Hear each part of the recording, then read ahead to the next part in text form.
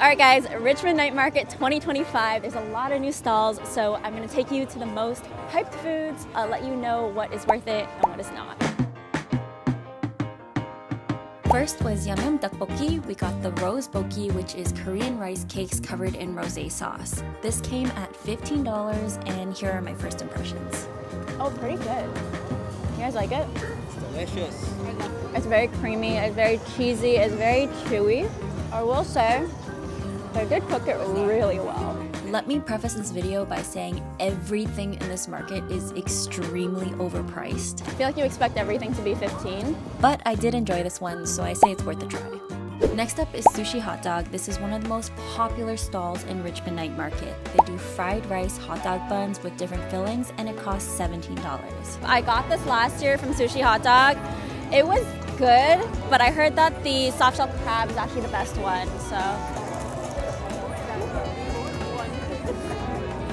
I think it's actually way better than last year. Yeah, so I remember eating this last year. Like, no one liked it, but I actually really liked it. And you're saying it's better? Blur it out, blur it out, blur it out. Oh, pretty good. Don't love the fake crab. Kind of a scam how they said it's soft shell crab.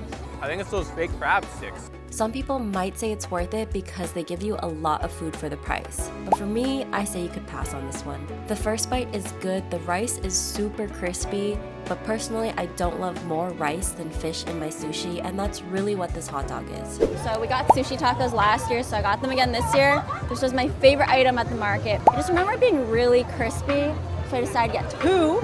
I got the salmon, and I got the tuna. I'm gonna try the tuna first.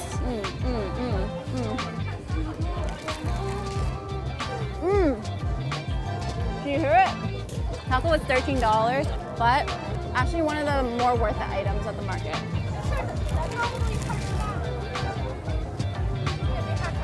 Yeah, I like the salmon better. Yeah, salmon's always better, man. Really good. Frying the sushi shell is genius because usually when you get a hand roll like that, it'll get soggy from the rice. You know what? Even though they do give a lot of rice, they put mayo in there, so it's like so pretty pleasurable to eat. Rice is a bit overcooked though. Overall, the sushi tacos were definitely worth it. The fish is always fresh and great in Vancouver, and the crispy taco shells were the highlight of the dish. So this is mango sticky rice. I think the stall is called like mango sticky rainbow rice or something. I've heard such good things about this place. I heard the mangoes are really, really sweet. Every time we go to Thailand and we have mango sticky rice, the one thing is that I just wish the mangoes were sweeter. Thailand mangoes tend to be more fragrant, whereas Mexico, Philippines, or India mangoes tend to be sweeter, which is my personal preference. Okay. It does kind of taste closer to like a Thailand mango. Oh, is it pandan rice? Oh. It's a little bit overcooked. Oh, bro. It really is rainbow rice. I had mango sticky rice every single day for 30 days in Thailand. This is one of my favorite dishes, and unfortunately, I have to pass on this one. I mean, if you mess up the rice, like, what are you really doing? This is the birria grilled cheese from Ponchos. It looks insane. Let's just have a bite of the sandwich.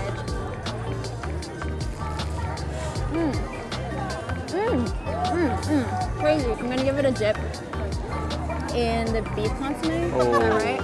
Looks insane. Here we go. The beef flavor in this is so good. They really stuffed it. It's grilled on the flat top with like the consomme oil, so it's like a beautiful orange color. I'm just gonna go with the dip right off the bat. Super juicy, completely saturated with that beef juice.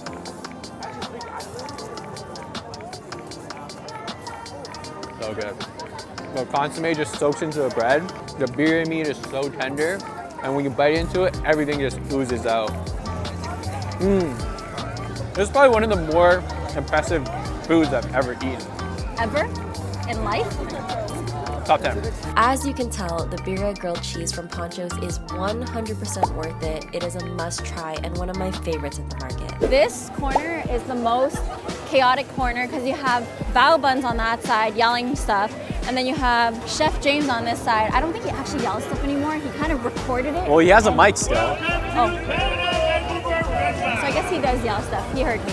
So I got their pan-fried noodles. There's lamb in here. I've never tried this one, but I've heard good things. Ooh. As I'm picking up the noodles, it feels chewy. It looks chewy.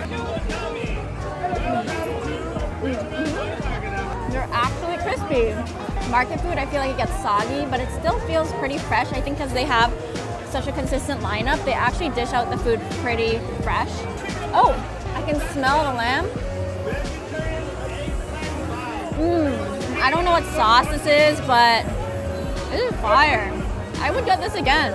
It looked really good when I saw someone eating it. It's $15, but actually really worth it and really fills you up. Yeah, you're gonna like this. Good texture. Good flavor. You can kind of taste that lamb fat like all over the noodles, and it's so good. He really lets it go in the charcoal. So you get those kind of fried bits that are almost like burnt. That's just a really good texture piece. Really good noodles, man. So we also got a bun. When I was watching videos, someone had said that the duck bun was the best one, so that's what I went for. I hope it's super crispy. Here we go.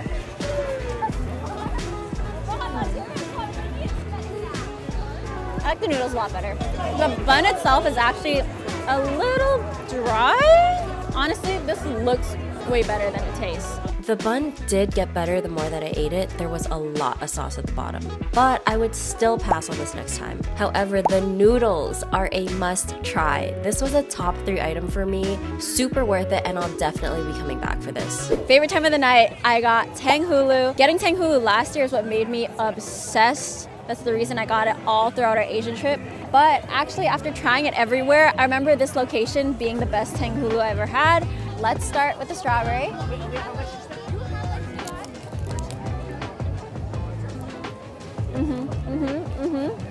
It is so juicy and it is so crispy. And no one in Asia has been able to do it like this. I'm not gonna lie. The strawberry is gigantic. The sugar is a little bit thick at some parts, but it's so crunchy, I don't really mind it. I love this. I'm really excited for Jared to try it because he hasn't tried it here yet, so. Pretty crazy. I feel like just holding like this, the stick is kind of bending.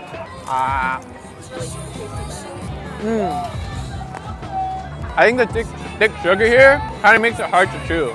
It's a really good strawberry though. Although it is expensive for fruits and sugar, the Tang Hu Lu at the market is actually the best Tang Hu Lu I've ever had, so I'll say this is worth it. Pro tip, just try to choose a stick that doesn't have clumps of sugar or find a stall that might be coating the fruits better. Hey, what's going on? It's your boy.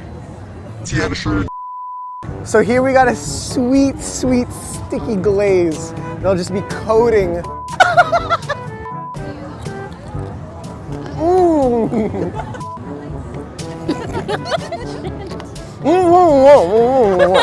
So Dubai chocolate has been this huge trend, and this year at the market they have a stall that sells strawberries and chocolate, but then you can also upgrade to Dubai chocolate. Anyways, this cup was $16, so pretty typical. Let's see if it's good.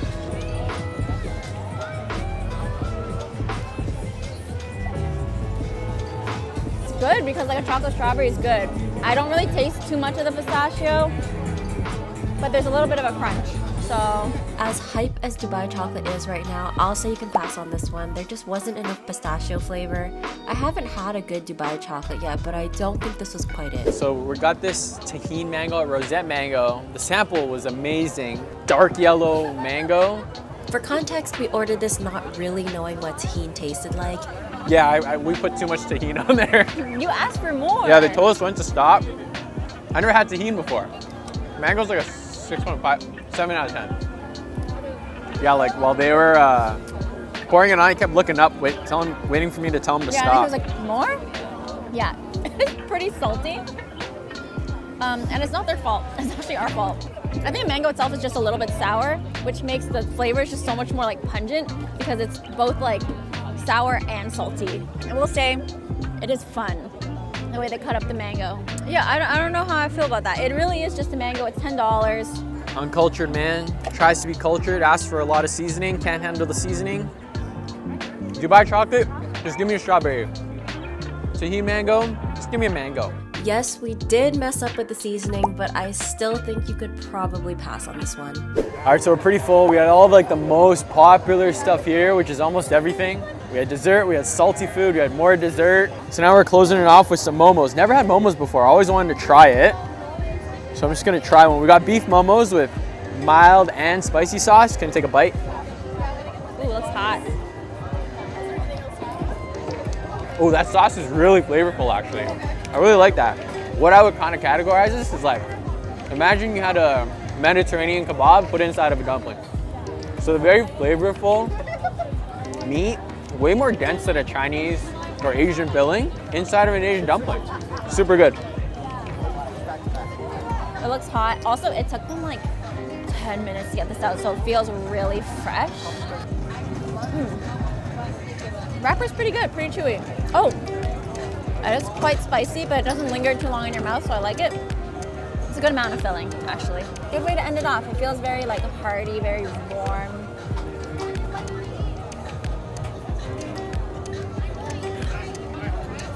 Pretty good.